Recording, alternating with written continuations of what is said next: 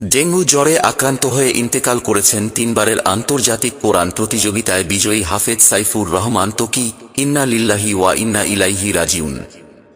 মঙ্গলবার ২৮ অক্টোবর সকালে রাজধানীর মুগদা মেডিকেল কলেজ হাসপাতালে লাইফ সাপোর্টে থাকা অবস্থায় তিনি শেষ নিঃশ্বাস ত্যাগ করেন।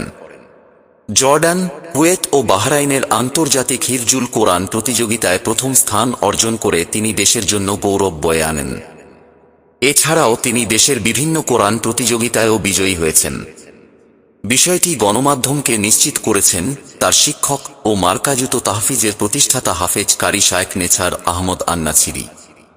হাফেজ ত্বকী মারকাজুত তাহফিজ থেকে হিফজ সম্পন্ন করেন এবং এই প্রতিষ্ঠান থেকেই একাধিকবার জাতীয় কোরআন প্রতিযোগিতায় চ্যাম্পিয়ন হন।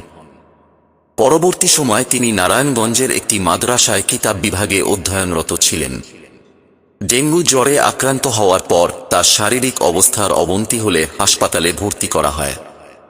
পরবর্তী সময় লাইফ সাপোর্টে নেওয়া হলেও শেষ পর্যন্ত সেখানেই মৃত্যু ঘটে তার। বাংলাভিশনের গুগল নিউজ ফলো করতে ক্লিক করুন। বিশ্বের বিভিন্ন আন্তর্জাতিক কোরআন প্রতিযোগিতায় অংশ নিয়ে বাংলাদেশের নাম উজ্জ্বল করেছিলেন হাফেজ সাইফুর রহমান ত্বকী। ২০১৭ সালে জর্ডানে অনুষ্ঠিত আন্তর্জাতিক হিফজুল কোরআন প্রতিযোগিতায় ৬২টি দেশের প্রতিযোগীদের পেছনে ফেলে প্রথম স্থান অর্জন করেন তিনি। পরে কুয়েত ও বাহরাইনেও একই কৃতিত্বের স্বাক্ষর রাখেন এই প্রতিভাবান হাফেজ। উল্লেখ্য, ২০০০ সালে কুমিল্লার মুরাদনগর উপজেলার ডালপা গ্রামে জন্মগ্রহণ করেন হাফেজ ত্বকী। তার বাবা মাওলানা বদিউল আলম একজন মাদ্রাসা শিক্ষক। তরুণ এই বিশ্বজয়ী হাফেজের অকাল মৃত্যুতে পরিবারসহ পুরো দেশ জুড়ে নেমে এসেছে শোকের ছায়া। সামাজিক যোগাযোগ মাধ্যমে অসংখ্য মানুষ শোক প্রকাশ করেছেন তার মৃত্যুতে।